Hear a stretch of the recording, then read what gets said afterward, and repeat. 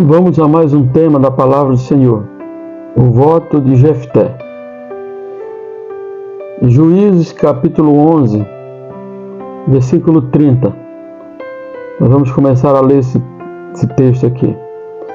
E Jefté fez um voto ao Senhor e disse: se totalmente deres os filhos de Amon na minha mão, aquilo que saindo da porta de minha casa me sair ao encontro, voltando eu dos filhos de Amon em paz, isso será do Senhor, e oferecerei em holocausto. Assim Jefté passou os filhos de Amon a combater contra eles, e o Senhor os deu na sua mão. Vindo por Jefté a Mispa, a sua casa, eis que sua filha lhe saiu ao encontro, com adufe e com danças. E era ela só, a única, não tinha outro filho nem filha. E aconteceu que quando a viu, rasgou as suas vestes e disse: ah, filha minha, muito me abateste, és dentre os que me perturbam. Porque eu abri minha boca ao Senhor e não tornarei atrás. Ela disse: pai meu, abriste a tua boca ao Senhor, faze a mim como saiu da tua boca, pois o Senhor te vingou dos teus inimigos e os filhos de Amon. Disse mais seu pai: fazei-me isto, deixai-me por 2 meses que vá e desça pelos montes e chore a minha virgindade, eu e as minhas companheiras. E disse ele: vai, e deixou aí por 2 meses. Então foi-se ela com as suas companheiras, chorou a sua virgindade pelos montes. Sucedeu que ao fim de 2 meses tornou ela para seu pai, o qual cumpriu o seu voto que tinha feito, e não conheceu varão. E daqui veio o costume de Israel, que as filhas de Israel iam de ano em ano e lamentar a filha de Jefté, ou gileadita, por 4 dias no ano. Muito bem. Aqui nós estamos vendo um voto precipitado. Jefté se tornou um juiz, um homem que passou a comandar o povo de Israel. Naquele tempo não havia reis. Eles sempre que as nações inimigas se arvoravam para dominar, para invadir, Deus levantava um juiz, uma pessoa de coragem, um valente. Também mulher, levantou Débora. Então eles foram considerados juízes, tinham prazo, governavam diante do Senhor. A liderança deles era a liderança maior, porque não havia rei em Israel. Mas aqui Jefté, ele faz um voto precipitado, pois ele ofereceu ao Senhor em holocausto aquilo que viesse ao encontro dele ao chegar na sua casa. Ele não imaginaria que ali estaria vindo a sua única filha, donzela, veio celebrando com alegria. Então imagina o coração desse pai, a tristeza que ele assistiu em fazer algo da sua própria boca e ao mesmo tempo ter que olhar para sua filha e sentir a amargura no seu espírito pelaquilo que fez. Aqui nós retiramos várias experiências. Uma das primeiras experiências que nós podemos tirar daqui é que mesmo esse homem votando com esse voto precipitado, ele foi fiel e cumpriu. Porque a Bíblia diz que é melhor não votar do que votar e não cumprir. Então ele foi fiel porque cumpriu o seu voto. A outra coisa que nós aprendemos é que ele votou algo de maneira precipitada porque talvez ele imaginasse que viesse algum tipo de animal, algum animal doméstico, alguma coisa que viesse ali ao encontro, mas de maneira nenhuma ele imaginava que seria a sua única filha. E como o sacrifício era holocausto, ele teria que imolar, derramar o sangue dela e queimá-la ela no altar ou em algum lugar como oferta a Deus. Teria que sacrificar a vida dela. Esse era o tipo do sacrifício. Ela também mostrou ser uma filha muito obediente. Ela disse: pai meu, abriste a tua boca ao Senhor, faze de mim como saiu a tua boca, porque o Senhor te vingou dos teus inimigos. Mostrou ser uma filha obediente. Porque hoje, talvez no nosso presente momento, nós encontraríamos reciprocidade de uma filha para com seu pai. Iria acontecer ali uma confusão.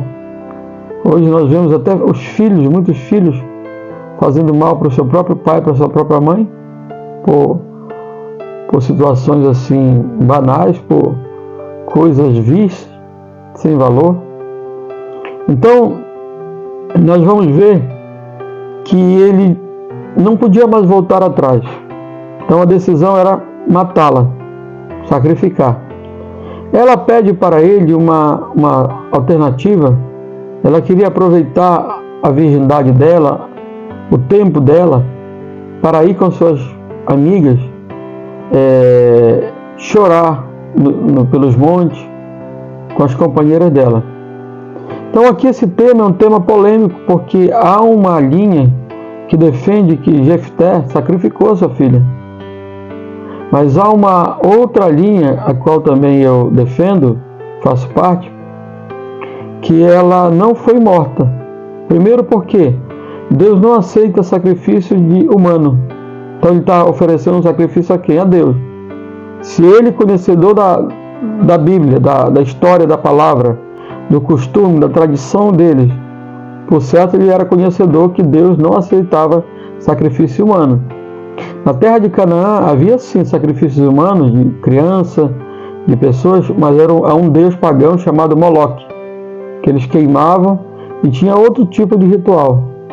Mas aqui ele era um homem que estava dentro do povo de Deus, votou a Deus, recebeu o benefício de Deus através da vitória, porém ele votou a coisa mais preciosa, a sua filha. Como que você resolveria isso se fosse você? Seu pai, sua mãe, sua filha? Nós vimos algo parecido, que não foi um voto, mas foi um pedido de fé de Deus para com Abraão. E Abraão foi consciente de que teria que sacrificar o seu filho, mas no seu coração ele dizia: nós vamos voltar, porque ele acreditava que até das cinzas dos mortos o Senhor traria de volta a Isaac. Mas aqui foi diferente.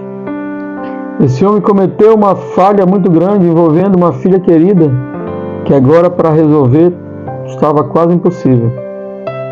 Então, nesse período que ela foi para as montanhas, para um lugar distante, na companhia de outras moças da sua época, no período de 2 meses, aí ela, quando retornou, a Bíblia diz que seu pai cumpriu seu voto nela e ela não conheceu o varão. Inclusive isso virou uma festa, um costume de memória, uma memória triste, inclusive, pela filha de Jefté. Mas nós devemos entender uma coisa: como Deus não aceita sacrifício humano, há uma linha, uma corrente que defende que ela foi oferecida por virgindade perpétua, ou seja, ela se tornou uma jovem pura, donzela, que nunca conheceu o varão. E isso para a mulher, naquela época, era uma sentença muito cruel, pois ela não teria esposo, não teria genealogia, não teria a sua história, a sua herança constituída. Então isso era uma tragédia familiar muito grande. Tanto é que nós vemos isso na figura das mulheres estéril. Para elas era uma vergonha, era um vitupério, elas não poderiam gerar filhos. Então, a filha de Jefté é mais fácil, é mais comum a gente acreditar que ela foi realmente dedicada a uma virgindade perpétua e se dedicou a sua vida ali para uma vida reclusa, uma vida que ela não pôde viver, uma vida com o esposo, gerar filhos, porque se ele tivesse de sacrificá-la e matá-la, nós veríamos aqui nesse mesmo versículo detalhes maiores sobre esse sacrifício. Quando nós vamos voltar lá para Abraão, Abraão tinha fogo, Abraão tinha lenha, Abraão arrumou o altar e tinha a vítima era seu próprio filho. Então todos os elementos para um sacrifício de holocausto estavam presentes ali no momento que Abraão obedeceu e levou adiante o seu sacrifício. Abraão só não consumiu, só não avançou mais, porque Deus percebeu a voluntariedade dele, o coração dele fiel. A fé dele foi grande, então o Senhor, naquele momento, mandou um animal para que substituísse a Isaac. Então ali também nós aprendemos que o nosso Senhor Jesus, Ele é o nosso Cordeiro substituto. O sacrifício, a morte era para nós, mas Ele tomou sobre si todas as nossas enfermidades e dores, e o castigo que nos trazia ali toda a culpa, a enfermidade, hoje o castigo dele nos traz a paz. Pelas suas pisaduras somos sarados. Então eu defendo que Jefté não sacrificou sua filha em holocausto, mas ela ficou ali sujeita a uma vida de isolamento, uma virgindade perpétua, coisa que era uma tristeza muito grande para uma mulher daquela época. Então essa é um estudo, é uma opinião, você pode inclusive aprofundar mais, mas não vamos encontrar detalhes maiores, porque a palavra do Senhor ela se cala exatamente, termina nesse versículo 40 e não tem mais detalhes. Nós vamos ver que houve um outro tipo de sacrifício na época de Davi, mas não foi Davi que fez, foi a pedido dos gibeonitas. Havia fome, uma severa fome no reino de Davi, e consultaram ao Senhor, e o Senhor mandou ali mostrar que havia algo que ainda estava travando ali a descendência dos gibeonitas. Lá atrás, Saul cometeu muitos crimes contra essa nação. Quase eles foram extintos, inclusive mortos, crianças, adultos, velhos. Então eles sofreram muito por conta da ira, do comportamento maligno de Saul.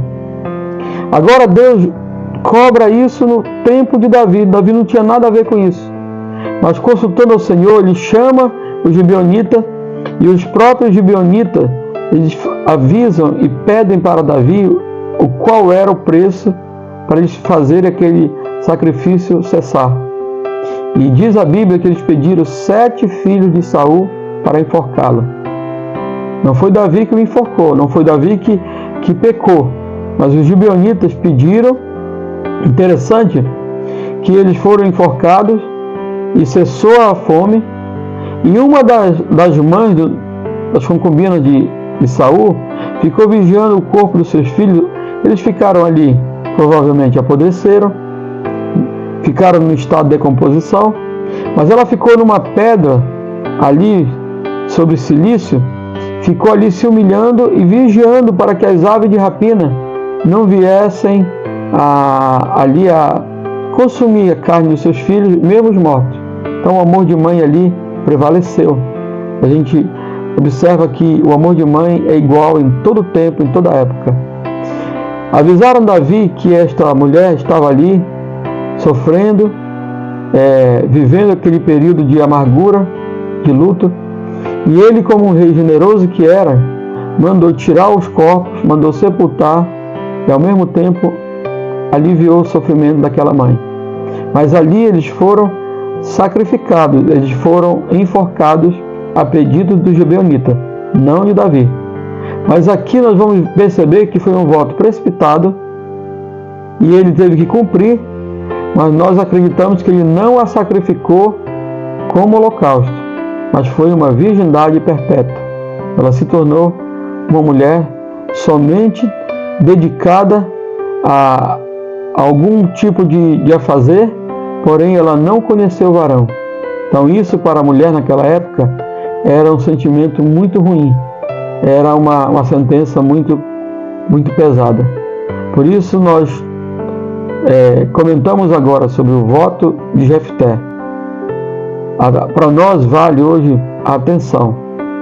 Está escrito na Bíblia: não consista que a tua boca faça um voto e diga ao Senhor que eu errei, porque o anjo que assiste diante do Senhor não te terá por inocente. Então, se fizer um voto, cumpra seu voto. Se for um voto impossível, não vote. Se for algo que você tem alcance de cumprir, faça, porque todo voto é um sinônimo de obediência, é um sinônimo de de devoção a Deus, de gratidão ao Senhor. Mas ninguém saia por aí votando vida de ninguém, sangue de ninguém, liberdade de ninguém. Vote aquilo que é seu, que está no seu alcance e que não vai trazer prejuízo para ninguém. Por isso, pense bem, pense nisso.